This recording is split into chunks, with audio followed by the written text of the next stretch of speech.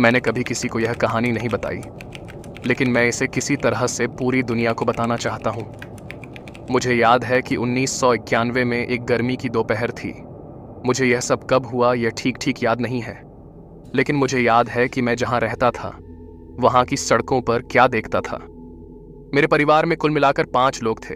मैं, मेरी मॉम, मेरे डैड, मेरी बहन और मेरा छोटा भाई। हम हमेशा से एक मिलनसार और उदार परिवार रहे हैं। मेरा परिवार मैक्सिकन है और जब हम यहाँ आए थे तब हमारे पास ज़्यादा कुछ नहीं था।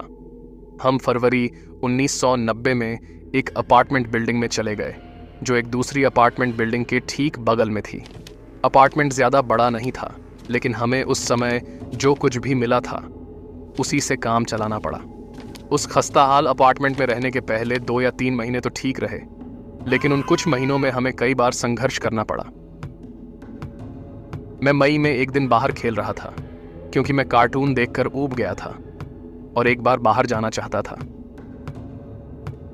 मैं अपने चाचा के साथ अपार्टमेंट के पीछे फुटबॉल खेल रहा था। मुझे यह अच्छी तरह याद है, जब हम खेल रहे थे तो मैं पेशाब जैसी तेज भयानक गंध को महसूस किए बिना नहीं रह सका। मेरे चाचा भी परेशान लग रहे थे क्योंकि वह मेरे पास आए और कहा कि तुम्हें टॉयलेट जाने की ज़रूरत है, लेकिन मैंने ना में जवाब दिया और कहा कि मैं ठीक हूँ। उस रात जब हम खाना खा रहे थे तो मैंने खिड़की से बाहर झांका जहां से दूसरे अपार्टमेंट का बाहरी हिस्सा दिखाई देता है। एक अपार्टमेंट की खिड़की से मैंने एक भूरे बालों वाले आदमी को देखा जो अधेड़ लग रहा था और उसके हाथ बक्सों और थैलों से भरे हुए थे और वह कूड़ेदान की ओर जा रहा था। उस आदमी ने सामान को हिंसक तरीके से कूड़ेदान में फेंक दिया और जब उसने सब कुछ फेंका तो मैंने देखा कि एक काले बैग से खून से लथपथ कटा हुआ हाथ बाहर निकल रहा था। उस आदमी ने तुरंत कटा हुआ हाथ उठाया, उसे कूड़ेदान में रखा और तेजी से दूसरे अपार्टमेंट के सामने की ओर चल दिया। मुझे यह घटना अजीब लगी, लेकिन मैंने यह सवाल करने के बारे में भी नहीं सोचा कि क्या वह असली हाथ था या वह कुछ और ले जा रहा था। मैंने उस आदमी के साथ कुछ और अजीबोगरीब चीज़ें होते हुए देखीं, लेकिन मैं उनके बारे में ज़्यादा नहीं बताना चाहता। शायद किसी और समय या किसी दूसरी कहानी में मैं ऐसा करूँगा। उस रात के बाद मूत्र और सड़क पर मारे गए जानवरों जैसी बहुत ही दुर्गंध हमारे अपार्टमेंट में लगभग 1 साल तक रही। यह बहुत लंबे समय तक चलता रहा और यह मेरी सबसे बुरी यादों में से एक है। मुझे इससे कुछ आघात भी हुआ। एक रात जब मैं सोने की कोशिश कर रहा था तो मुझे भारी ड्रिलिंग की आवाज़ सुनाई देने लगी, जैसे कि कोई पावर ड्रिल इस्तेमाल की जा रही हो। यह आवाज़ इतनी परेशान करने वाली और डरावनी थी कि इसके बारे में सोचकर ही मेरे रोंगटे खड़े हो जाते हैं। मैं रसोई की खिड़की से देखने के लिए उठा कि कौन ड्रिलिंग कर रहा है, लेकिन जब मैं लिविंग रूम में पहुंचा तो देखा कि मेरे पिताजी खिड़की के पास बैठे हुए हैं। मैंने अपने डैड से पूछा कि वे क्या कर रहे हैं और वे जल्दी से आए और मुझे खींचकर अपने पास बैठा लिया। फिर उन्होंने मुझे कुछ ऐसा बताया जिससे मेरा पूरा शरीर ठंडा पड़ गया। हमारे पड़ोस में एक पागल रहता है। हम अपने लिविंग रूम के घने अंधेरे में लगभग 10 मिनट तक बैठे रहे। हालांकि यह 10 मिनट था, लेकिन ऐसा लगा कि यह कई घंटे थे। ड्रिलिंग आखिरकार बंद हो गई और मेरे पिताजी और मैं दोनों ने खिड़की से झांक कर देखा कि क्या हो रहा है। हमने देखा कि वही आदमी अपने बालों को पीछे की ओर समेट रहा था और अपनी जगह से चला गया। मैंने उसके अपार्टमेंट की खिड़की से झांका और कुछ ऐसा देखा जिससे मुझे लगा कि कुछ बड़ी गड़बड़ है। वहां एक छोटा लड़का बिस्तर पर बेहोश पड़ा था और उसके सामने टीवी चल रहा था। मुझे सबसे ज़्यादा परेशानी इस बात से हुई कि वह लड़का पूरी तरह से नंगा था और उसके शरीर पर कोई कपड़ा नहीं था, यहाँ तक कि खुद को ढकने के लिए अंडरवियर भी नहीं था। मेरे डैड ने मुझे अपने कमरे में वापस जाने के लिए कहा ताकि वे पुलिस से संपर्क कर सकें। मैं अपने बिस्तर पर एक गेंद की तरह सिमट गया। मेरी आंखें खुली हुई थीं। मैं बिस्तर पर उस बेहोश नंगे लड़के की असहज छवि के अलावा कुछ और नहीं सोच पा रहा था। कुछ देर तक यह चिंता करने के बाद कि आगे क्या होगा, मैं सो गया। कुछ महीने बाद मैं अपनी दादी के साथ अपने घर वापस आ रहा था। वह मुझे मेरे अपार्टमेंट में वापस ला रही थी और जब हम वहां पहुंचे तो हमने पुलिस का एक झुंड देखा। एक अधिकारी ने मेरी दादी को हमारे अपार्टमेंट के दूर कार पार्क करने का निर्देश दिया क्योंकि उन्हें जो कुछ भी करना था उसके लिए थोड़ी स्पेस की ज़रूरत थी। मैं डरा हुआ था और अपनी दादी को कसकर पकड़ रहा था। वह हम दोनों को मेरे घर ले गई। उसने दरवाज़ा खोला और मेरी मॉम ने हम दोनों को कमरे में खींच लिया। मैं बाहर पुलिस के झुंड को देखने के लिए लिविंग रूम की खिड़की की ओर भागा। मैंने देखा कि बक्से और कंटेनर अपार्टमेंट से बाहर खींचे जा रहे थे और मैंने देखा कि उसी आदमी को पुलिस की गाड़ी में डाला जा रहा था। मैं कसम खाता हूँ कि मैंने उसे मेरी ओर देखते हुए देखा। हम एक हफ्ते बाद अपने अपार्टमेंट परिसर से बाहर चले गए और अपने चाचा के साथ रहने लगे, क्योंकि मेरे मॉम डैड दोनों इस बात पर सहमत थे कि हमें अपने जीवन को बर्बाद होने से बचाने के लिए दूर जाने की ज़रूरत थी। मैं अब बड़ा हो गया हूँ और मुझे बाद में पता चला कि जिस आदमी को गिरफ्तार किया गया था वह सीरियल किलर जेफरी डहमर था, जिसके बारे में मुझे पता था कि उसने 17 लोगों की जान ली थी और वह न केवल हत्या करता था बल्कि अपने पीड़ितों को नशीला पदार्थ देता था, नरभक्षण करता था और अन्य राक्षसी चीजें करता था।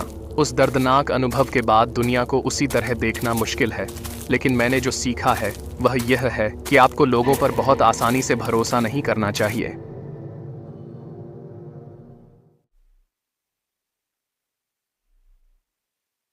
मेरे साथ यह कुछ हफ्ते पहले हुआ था और मैं अभी भी एक मनोरोग क्लिनिक में इलाज करवा रहा हूँ। मुझे नहीं पता कि यह भयानक घटना क्यों हुई, या यह मेरी गलती थी या सिर्फ बदकिस्मती। मुझे उम्मीद है कि इस कहानी को सुनने वाले लोग मुझे इसका जवाब खोजने में मदद कर सकते हैं। मुझे वह दिन अच्छी तरह याद है। यह वीकेंड की शाम थी और मैं सोफे पर लेटा हुआ टीवी देख रहा था, अपने खाली समय का आनंद ले रहा था।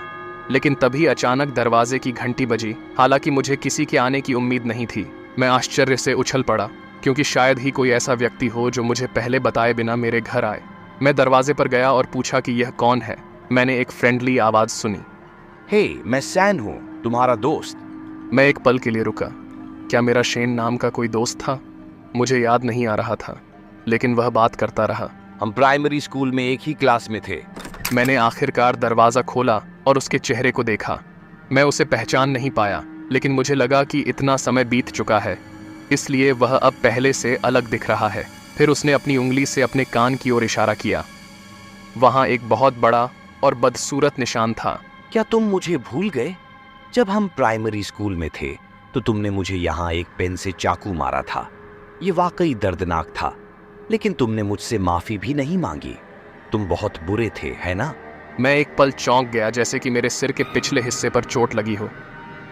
मुझे नहीं पता था कि मैंने याद करने की कोशिश की। तुरंत एक खोई हुई याद मुझे वापस आ गई। मैंने कांपती हुई आवाज़ और हल्की हंसी के साथ कहा, लेकिन तब तो तुम्हारा खून थोड़ा ही निकला था। इतना बड़ा निशान क्यों है? ये उस पेन से तो नहीं हो सकता है ना? उसने अपनी जेब से एक पेन निकाला। यह पुराना और जंग लगा हुआ लग रहा था। मुझे एहसास हुआ कि यह शायद वही पेन हो सकता है जिससे मैंने उस पर वार किया था। उसने एक पल के लिए पेन को देखा और फिर अपने आंसू पोंछे। तुम्हें नहीं पता कि उस समय कितना दर्द हुआ था। मैंने उस दर्द को न भूलने की कोशिश की, क्योंकि मुझे तुमसे बदला लेना है। मुझे डर था कि अगर मैं उस दर्द को भूल गया तो मैं तुमसे बदला लेने की इच्छा खो दूंगा। इसीलिए जब भी मुझे दर्द ठीक से याद नहीं आता था तो मैं अपनी कनपटी पर चाकू मार लेता था, ताकि मैं उसे फिर से महसूस कर सकूं। मेरी आंखों में देखते हुए उसने अपनी कनपटी पर पेन से वार किया।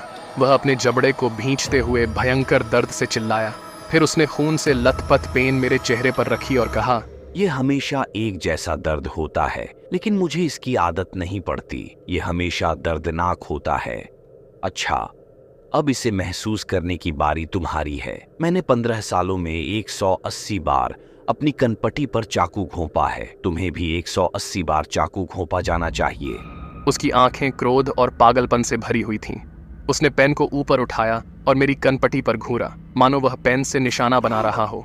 मैंने जल्दी से दरवाज़ा बंद करने की कोशिश की, लेकिन वह मेरे करीब आया और मेरी बांह पकड़ ली। मैंने उसका हाथ पकड़ा और उसे अपने से दूर खींच लिया और उसे दूर धकेल दिया, लेकिन उसने मुझे नीचे खींच लिया और हम फर्श पर लौट गए और लड़ने लगे। सौभाग्य से मैं उसके ऊपर चढ़ गया और उसकी कनपटी पर मुक्का मारा। वह दर्द से चिल्लाया और तड़प उठा। मैंने उसे नीचे दबाया और मदद के लिए इतनी जोर से चिल्लाया कि पड़ोसी सुन सके। शुक्र है कि पड़ोसियों ने पुलिस को बुलाया, लेकिन शेन मुझ पर चिल्लाता रहा। तुम्हें अपना कर्ज जल्दी से जल्दी चुकाना चाहिए। जितना समय बीतता जाएगा उतनी बार तुम्हें चाकू घोंपा जाएगा। ये कर्ज कभी नहीं जाएगा, ब्याज हमेशा चढ़ता रहेगा। कुछ ही देर बाद पुलिस आ गई और उसे गिरफ्तार कर लिया। और उस दिन के बाद मैं जल्दी से दूसरे शहर चला गया। हालांकि मैं अभी भी हर दिन डर में जीता हूँ। डर है कि वह एक बार फिर मेरे दरवाजे पर आ सकता है। कभी कभी मैं उससे कांटेक्ट करने और माफ़ी मांगने के बारे में सोचता हूँ। मैं इस डर को ख़त्म करना चाहता हूँ और आराम से जीना चाहता हूँ। लेकिन जब मैं उसके माथे पर भयानक निशान और उसके इस पागलपन के बारे में सोचता हूँ तो मैं कांप जाता हूँ और फिर से मैं उससे हमेशा के लिए दूर रहने की सोचता हूँ।